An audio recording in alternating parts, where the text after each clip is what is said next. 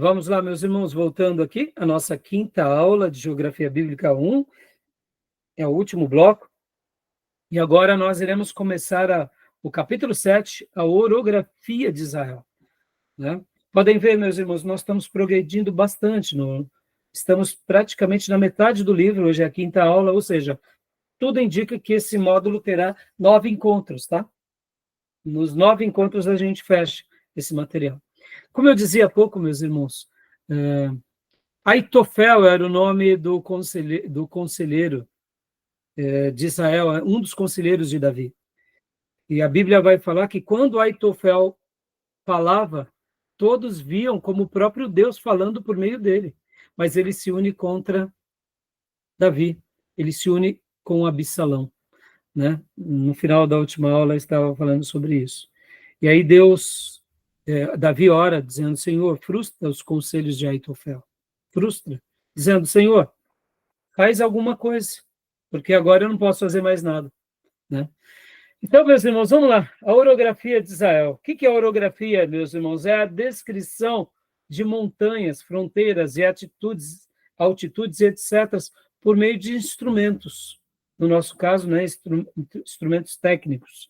Então, a orografia de Israel, e vocês vão ver com muita frequência, né, nos livros, que Israel é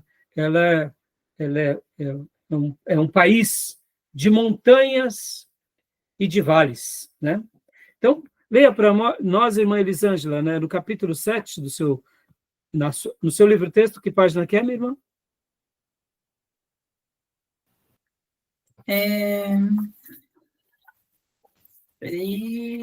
Capítulo 7. O 7 no 117. Tá joia. No meu antigo livro é 87, e no livro digital aqui é na página 127. Então, leia para nós, irmã, as primeiras linhas. A terra de Canaã é montanhosa por excelência. Daí a razão da Bíblia chamá-la de terra de montes e de vales. Deuteronômio 11:11. A Eretz Israel, como Israel era denominada nos tempos bíblicos, e odiernamente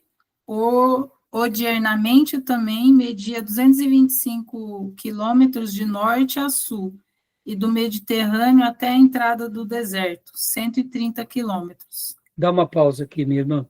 Então, mais uma vez, só lembrando, né? Olha só, media 225 quilômetros de norte a sul, e até a entrada do deserto, 130 quilômetros. Então, percebam, pequeno, né, irmãos? Nada muito grande, né? E uma outra coisa que eu ia falar para vocês, irmãos, tanto as montanhas, quanto os vales, quanto os rios, quanto as planícies, tudo isso na história bíblica serve como uma parábola viva, que até hoje está lá, para a gente se lembrar da revelação. Em outras palavras, o que eu quero dizer? Que a geografia bíblica da revelação que Deus deu aos seus servos no passado são parábolas eternas para todos nós. O Monte Sinai ainda está lá. Em outras palavras, ele fala ainda hoje. O Monte Hermon ainda está lá. Ele fala ainda hoje. O Monte Carmelo ainda está lá. Ou seja, o Val do Jaboque ainda está lá. O Vale de Jezreel também ainda está lá. Percebam, o Monte Sinai, que a gente vai chegar hoje, ainda está lá. E assim como o Mar da Galileia, o Mar Morto, o Mar Mediterrâneo, os rios, Rio Jordão, perceba que por que Deus fez questão de perpetuar a sua revelação num contexto, com pessoas, numa geografia? Para que essa revelação fosse lembrada por qualquer povo, qualquer cultura, em qualquer geração. Então, ao estudarmos a geografia, nós estamos vendo a parábola viva da natureza sendo usada como um instrumento de Deus na sua revelação para todos nós o tempo todo. Isso é maravilhoso, né? Como a gente viu também há pouco, na primeira aula, o Monte da Tentação, ali perto de Jericó. Ou seja, é algo maravilhoso, né? Tá bom? Agora, minha irmã, eu vou pedir para você ler aqui, Israel, aqui, leia esse parágrafo para nós, por gentileza. Israel passou 400 anos no Baixo Egito, cujas terras são planas, onde não chove, e a terra confina com o medonho deserto do Saara. Passaria sob o comando de Moisés para Canaã, terra de montes e vales, e onde a chuva é abundante no inverno. Os montes exerceram poderosamente influência no povo que cantou os cumes e as elevações na sua poesia ou prosa. Ou seja, o que eu acabei de dizer, percebam que fazia parte deles, fazia parte de citá-los, ou seja, eles acabam sendo tipos da revelação. Assim como o tabernáculo, a arca é um tipo de Cristo, a natureza, os montes, os vales, a hidrografia, tudo é um tipo da revelação de Deus a nós. Por exemplo, né, semana passada falamos bastante sobre o Mar da Galileia. Irmãos, falar do Mar da Galileia é lembrar de quem? É lembrar do Galileu. Uma instituição, né? Hã? Praticamente uma instituição, né? Como assim, Júnior? Uma instituição, né? Como fosse uma entidade, porque igual o Egito, né? Eles têm como sagrado, né? Sim, sim. Acaba sendo algo que denota o sagrado, né? A identidade do povo, né? A identidade do povo. E principalmente, né, Júnior, as digitais, né, de Deus por meio desse povo. Sim, claro. Né? Então, leia para nós aqui, minha irmã, só essa primeira frase aqui, até João Batista. A importância dos montes na Bíblia é muito grande. As tábuas da lei foram dadas por Deus a Moisés no monte. Arão morreu no monte. Também Moisés, a bênção e a maldição foram proclamadas em montes. João Batista nasceu nas montanhas. Jesus nasceu na região montanhosa da Judéia.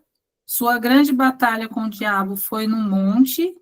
No monte proferiu o seu maior sermão. Transfigurou-se no monte. Agonizou no monte. Foi crucificado no monte.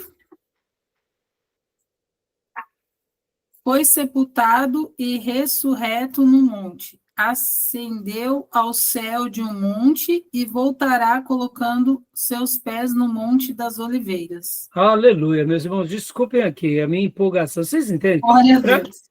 Meus irmãos, só aqui já dá para a gente pregar uma mensagem maravilhosa. Me desculpem, tá?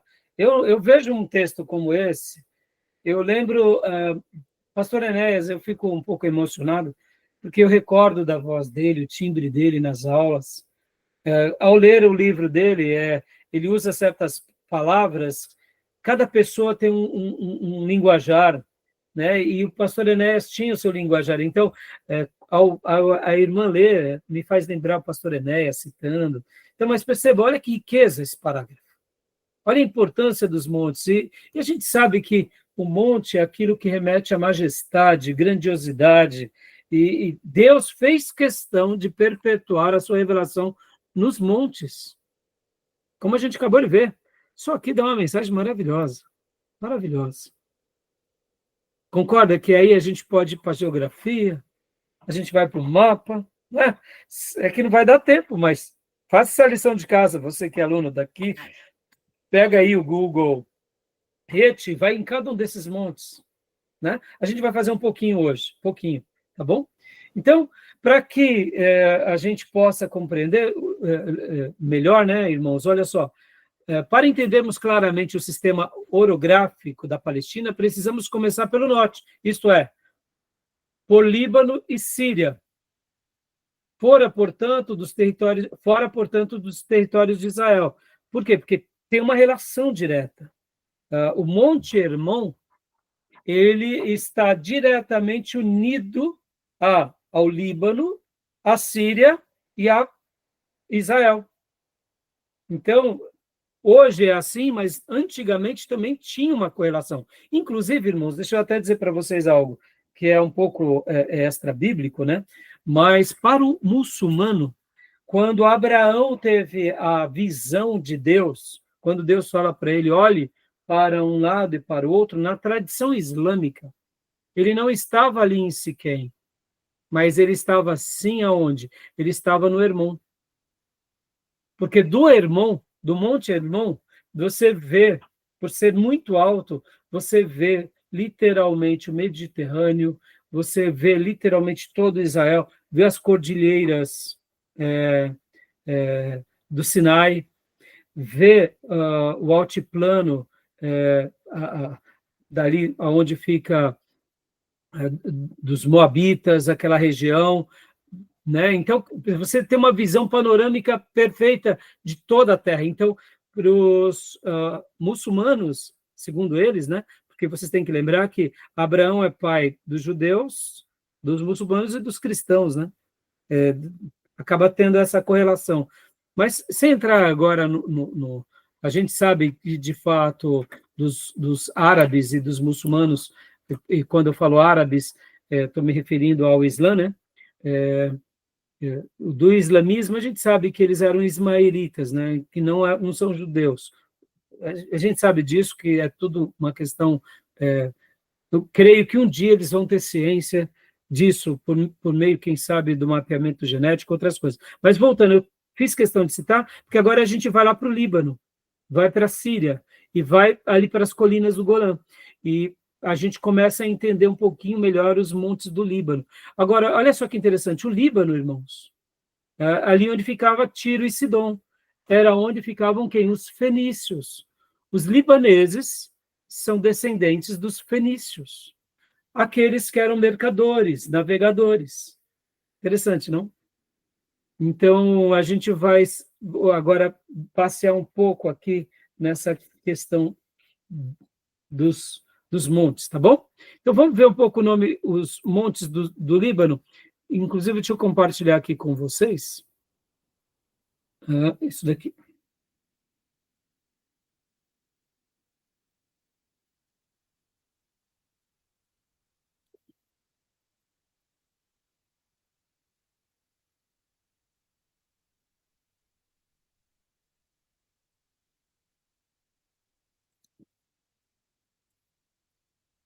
Aqui, ó. Deixa eu só pegar aqui. O Líbano, né? Hoje essa é a bandeira do Líbano, tá, meus irmãos? Só para vocês terem uma noção. Eu fiz questão de... eles têm como eles têm um símbolo, né, que é o que? Os cedros do Líbano. Lembram que os cedros do Líbano eram muito citados, inclusive nos dias do rei Davi? Ele encomenda cedros para construir Jerusalém, para já preparar todo o material para a construção do templo de Salomão, porque Salomão realmente foi quem constrói, mas quem deixa tudo preparado foi quem? Davi, que prepara tudo. E aí, no Líbano, que tinha os cedros, eu até peguei para vocês aqui, só para vocês verem, né, um pouco do cedro. Esse daqui é um cedro do Líbano. Olha que legal, né? Aqui, ó, olha essa árvore, é uma árvore... o cedro do Líbano é uma árvore mais icônica, é uma das árvores mais icônicas do mundo, carregando consigo história, simbolismo e utilidade prática. É reconhecido como um símbolo nacional do Líbano. Essa espécie também é reverenciada em textos religiosos, obras artísticas e na cultura popular. O cedro do Líbano é um símbolo cultural, histórico e ecológico de significado profundo. Então, aqui é um desenho do cedro do Líbano. Aqui é um pedaço, né, mais próximo, para a gente ver um galho, né, das folhas do cedro. Aqui, mais uma vez, olha, são árvores grandes. Eu não sei se vocês conseguem ver. Aqui embaixo tem pessoas. Ó. Aqui embaixo tem pessoas. Olha que interessante. Olha o tamanho das pessoas, né? Tá vendo? Bem pequenos. Árvores, né, muito boas, madeiras de lei. E aqui mais um desenho, tá bom? Então, a região aqui, ó, o Hermon é muito alto, né? Muito alta essa região, então estamos aqui por volta dessa altitude, né? Então, temos aqui o Líbano e a Síria, e aqui temos as colinas de Golã, tá bom? Só para recapitular. Então, aqui, ó, Monte Hermon, lembrando, né? E aqui, colinas de Golã, e essa região começa, aqui é o Líbano, onde era Tiro e Sidom, e aqui é a Síria, mas nessa região. Tá bom, meus irmãos? Só para vocês lembrarem um pouco, né? Então, nesse mapa também mostra um pouco aqui, essa região, nessa ponta, onde ficava essa região, tá? Vamos lá, voltando para o livro-texto, deixa eu só compartilhar de novo aqui para vocês.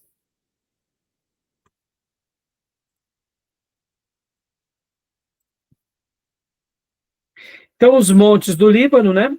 Como eu disse para vocês, a gente vai ter alguns montes principais ali na cordilheira, né? Que corta, e como eu tinha dito para vocês, há essa interseção. Deixa eu até pegar aqui para vocês agora pelo Google Maps, só para vocês terem uma visão melhor do Monte Hermon e de tudo isso que eu estou falando para vocês sobre a cadeia dos Líbanos, né? Olha só, voltando aqui pelo Google Maps. Deixa eu mostrar aqui para vocês por aqui. Quando nós colocamos aqui Monte Hermon,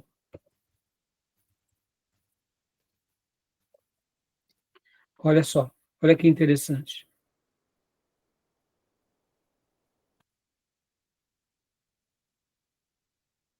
Monte Hermon. Mas nós abrimos o mapa, olha que legal.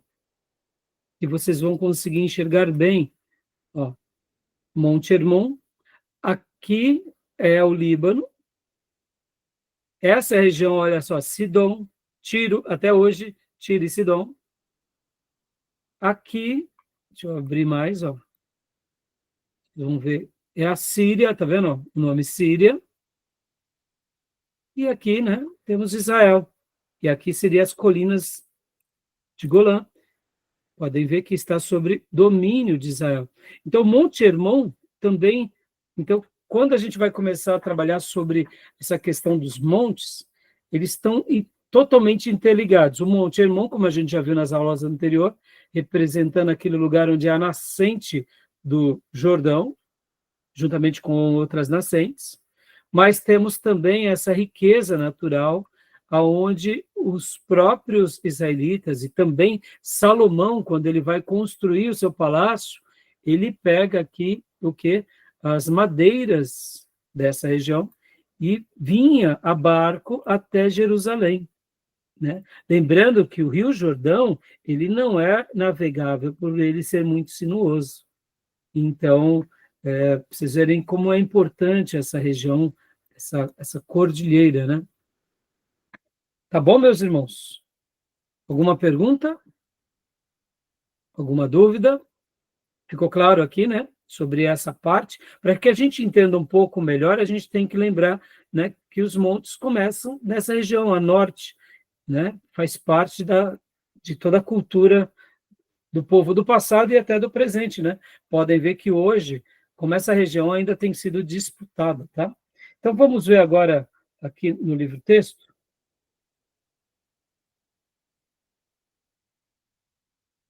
algumas porções.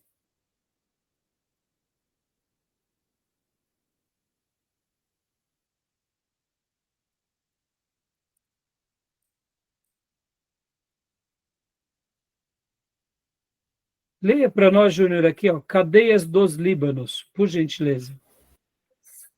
Cadeia dos Líbano. A parte norte do platô ocidental forma a espinha dorsal da Galileia. Ficava cercada pelas regiões marítimas de Acre e Fenícia a oeste.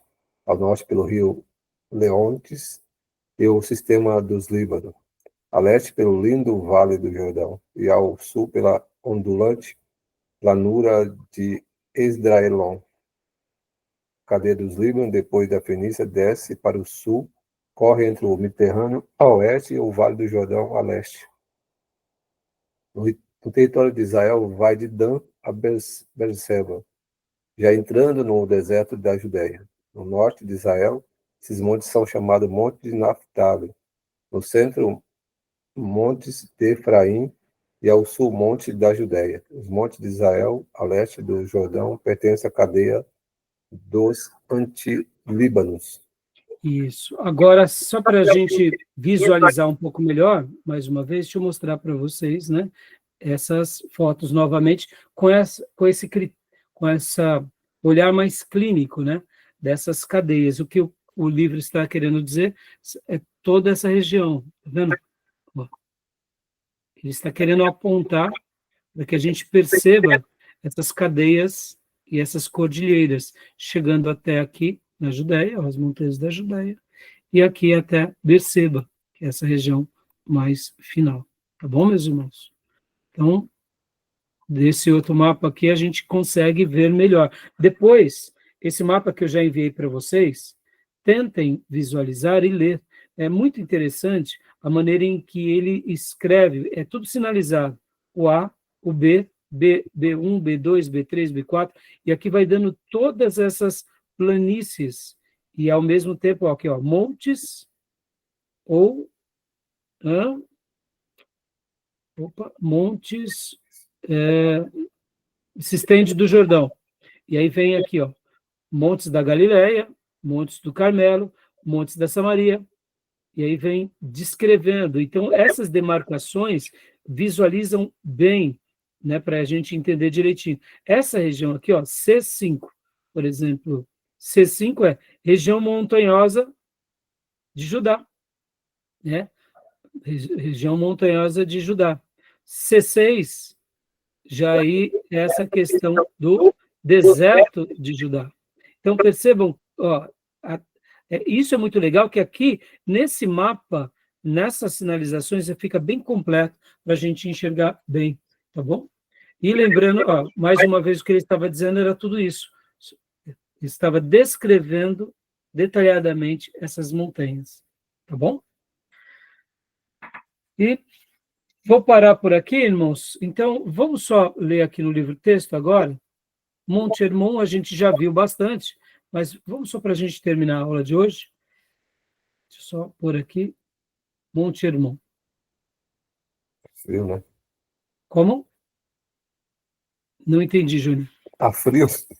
Ah, sim, sim. Já vamos terminar, viu, Júnior? Montes de Naftali, né? Aqui mais uma região montanhosa, que a gente sabe que é essa região, ó, da Galileia, tribos de Aser, Zebulon, Naftali, né? Isacar, na Baixa Galileia. Então, são todas essas regiões. E vamos pegar aqui, ó, o Monte Tabor. Se lembram do Monte Tabor? Alguns montes vão ser mais importantes do que outros, irmãos. Monte Tabor, ele é um monte muito importante também na história bíblica. É claro que alguns montes têm uma relevância maior do que outros, né? Alguns montes, por exemplo, como é o caso do Monte da Bem-aventurança, né? Aqui, esse é o Monte Tabor, e aqui, Gilboa, Carmelo, a gente já viu,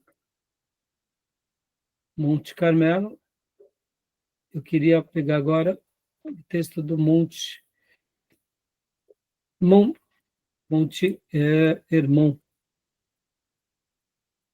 Onde está o Monte Hermon? Aqui. Então, só leia para nós, Júnior, só essas primeiras linhas, por gentileza. Monte Hermon. A gente já viu bastante sobre o Monte Hermon, mas eu gostaria de terminar com ele. Para a gente depois, a partir da próxima aula, eu quero trabalhar no Monte Sinai. Temos os montes da Monte Sião, não Monte Sinai, Monte Sião, tá? Pode ler para nós. O regista Hermon, especialistas acreditam que vem da raiz de Aram, no grau verbal e fio, que significa dedicar-se, consagrar, em Deuteronômio 4:48 é chamado Sion.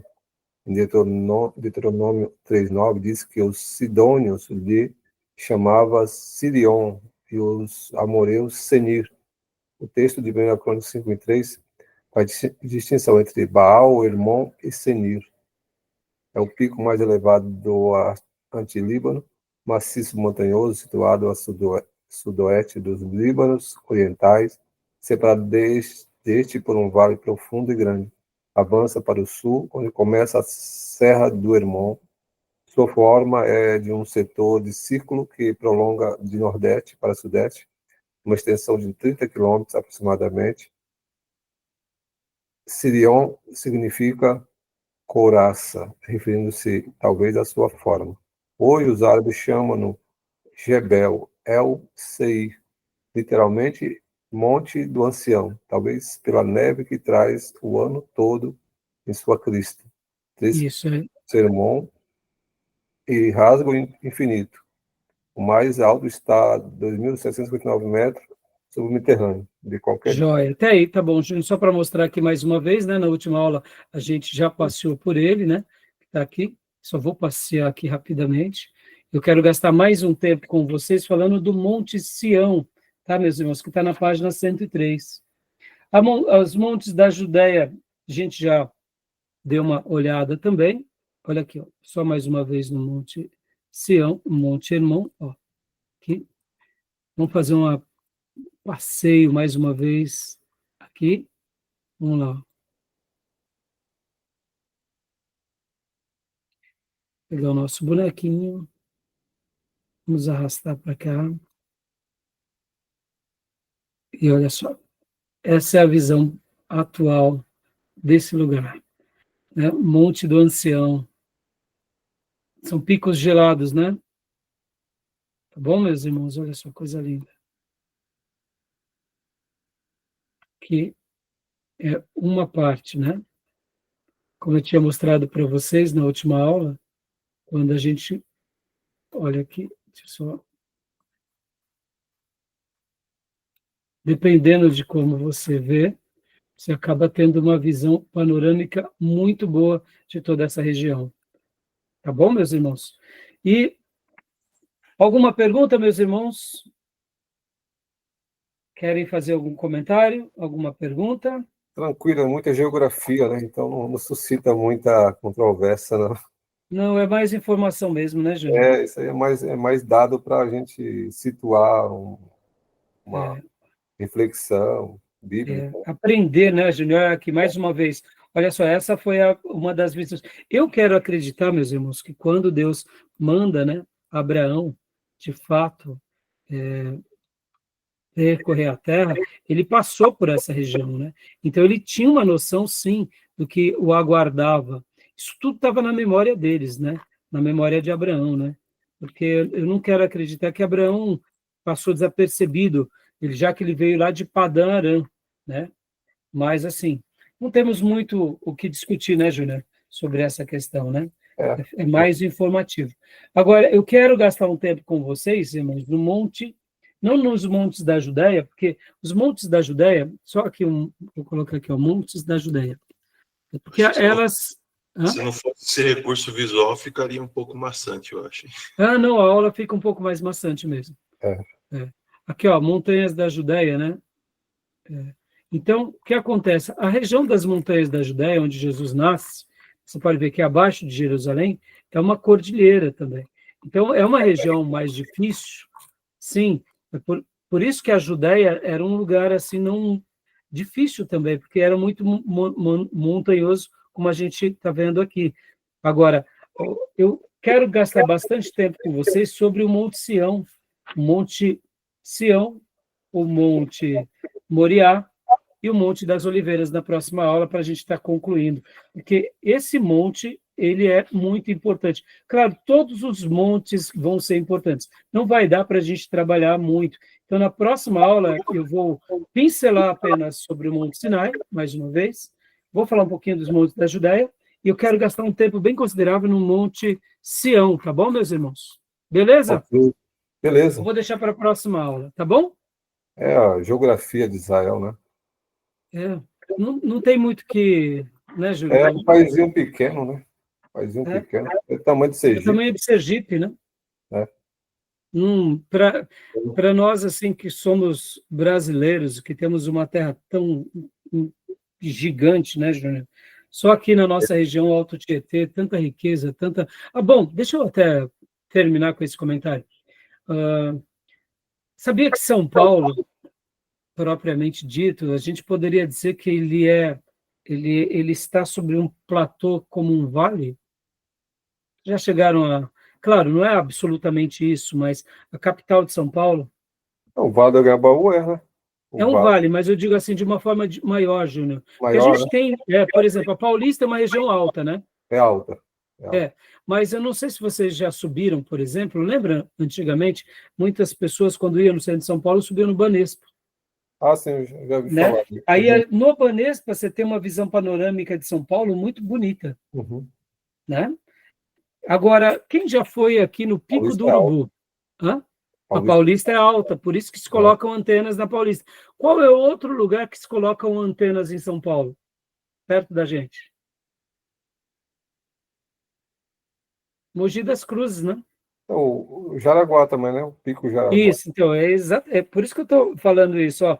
Percebam, nós temos o Pico do Jaraguá, nós temos o Pico do Urubu, e nós temos a Serra da Cantareira.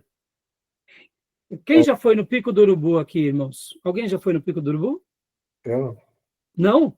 Então, irmãos, só mais rapidinho isso daqui para a gente terminar. Pico do Urubu, Mogi das Cruzes. Então vocês vão ter que viajar comigo agora nesse finalzinho. Só mais essa viagem. 700 metros acima do nível do mar, no São Paulo. Não entendi. São Paulo está 700 metros acima do nível do mar. 700 metros, né? Brasília, 1.115. Então, mas o que eu quero dizer, Júnior, de uma certa forma, olha só, Pico do Urubu, vamos lá, vamos sair aqui, vamos sair da Terra Santa, vamos lá para o Pico do Urubu, tá, irmãos? Terra Santa. Irmão, é onde a gente mora, tá? Não tem muito o que a gente fazer, não. Vamos lá, rapidinho, só para vocês verem isso daqui, ó, Pico do Urubu. Irmão, vocês não têm noção como é maravilhoso subir no Pico do Urubu. Eu acho que esse nome aqui tá tudo errado, tá? Tá bom? Pico do Urubu não devia ser chamado Pico do Urubu. Mas, meus irmãos, olha só que coisa linda que é esse lugar. Vou mostrar aqui para vocês rapidinho. Ó. Você tem essa visão panorâmica de São Paulo. Ó. Tá vendo aqui? Realmente a pedra, eu já fui lá algumas vezes. Tá vendo? Você olha alto, né? Os prédios, meus irmãos. O Pico do Urubu, ele está aproximadamente... Aqui tem um platô, tá vendo? Tem que tomar cuidado, tá? Bom, não tinha essa construção quando eu fui, né? A não ser que já Mogi das Cruzes, tá vendo? O pessoal sobe... altura. Então, é por volta de 1.000 metros, Júnior, 1.000 metros. A altitude de 1.000 metros. Mas o que eu quero mostrar para vocês é exatamente isso, Júnior. Quando você está no Pico do Urubu, Júnior, você tem uma visão panorâmica dessa região de uma forma tão absurda, os prédios ficam muito pequenos, Júnior. Você vê a região de Mogi, você vê Poá, você vê Suzano, você vê literalmente a Zona Leste, entendeu? Quando você está aqui nessa região. Então, o que acontece no Pico do Urubu quando você está aqui? Você tem uma visão panorâmica linda, aí você olha para um lado, você consegue enxergar, Júnior, a Serra da Cantareira, do outro lado. Sim, é Santana. Aí você olha mais para frente, você vê o Pico do Jaraguá. E aí você vê... Já está na oeste, né? E aí você olha para uma outra região, é que aqui não está dando para ver, eu não estou conseguindo mostrar para vocês, mas você tem uma visão panorâmica aqui, de uma forma onde você consegue enxergar as serras de, como se diz? Você consegue enxergar as serras de Minas Gerais, Júnior. Sei. É maravilhoso essa vista, meus irmãos. Mantiqueira, né? A Serra da Mantiqueira, exatamente. Você vê a Serra da Cantareira, aí você vê aquela região das montanhosas de Mairiporã, que pega logo depois a próxima região, que segue ali depois essa região, né, que vai para Jarenu, se perde, e você vê o sul de Minas, meus irmãos, as montanhas mais distantes, a gente, quando está lá, é inacreditável. Então, você chega a ter uma visão praticamente de quase todo São Paulo, como um vale. Quando nós estamos aqui na nossa região e a gente vê as antenas que rebatem o sinal, e por que eles colocaram as antenas aqui? Porque quando você está lá em cima, você olha para uma região, você vê Santa Isabel, você vê Arujá, você vê as rodovias literalmente como linhas. É uma visão maravilhosa, vale, né? maravilhosa. Vale. Peguem um dia a família, num dia ensolarado, não vão quando tem nuvens, viu? Senão você não tem visão nenhuma. Vão acompanhados, vão de carro, com muito cuidado, porque é uma serra muito íngreme, você tem que ir de carro, e até perigosa também, mas vocês vão ter uma visão linda. E o pôr do sol, meus irmãos, é maravilhoso ver o pôr do sol daqui. Então, assim, é um passeio lindíssimo, e por isso que eu disse que, em certa medida, nas suas devidas proporções, São Paulo é um vale, né? Tem as suas montanhas, é óbvio, mas ele está sendo, eu diria, envolvido pela essa serra, que é, no caso, o Pico do Urubu, né, que daqui você vai... Guarulhos também, né? Guarulhos tem Exato, você vê ali a região da Serra da Cantareira com Guarulhos, que é onde você liga para a Serra da Mantiqueira, e o Pico do Jaraguá. Então, nós vemos São Paulo literalmente como um vale. Verdade. Só que assim, né, irmãos, não dá para comparar, né, com, né, Israel, tá bom? Então, né, só para vocês aqui ficarem aprendendo, porque eu, particularmente, essa é a visão que você enxerga lá de cima, irmãos. É lindíssimo. E aquelas pessoas que gostam de parar... tá vendo? Literalmente, essa visão, meus irmãos, tá vendo? Aqui, você está vendo toda a região de São Paulo. É uma visão lindíssima, mas eu não estou conseguindo colocar aqui o lado que mostra os prédios, né? Mas realmente é surpreendente. Deixa eu ver se eu consigo. Só para a gente encerrar, para não ficar como mentiroso aqui, né? Porque não dá, né? Professor de teologia. Aqui, tá vendo? Essa região aqui? Uhum. Aqui, Aqui, essa região todinha aqui é o quê?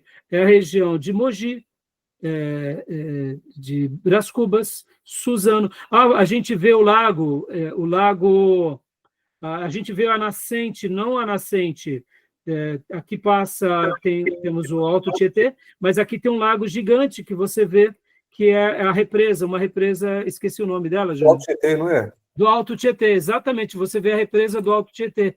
Irmãos, é maravilhoso, é maravilhoso. Então, essa é a visão que você tem. Você acaba tendo essa vista lindíssima aqui do Pico do Urubu, pertinho da gente. Só esse nome que é muito feio, né? Devia se chamar Pico do Urubu.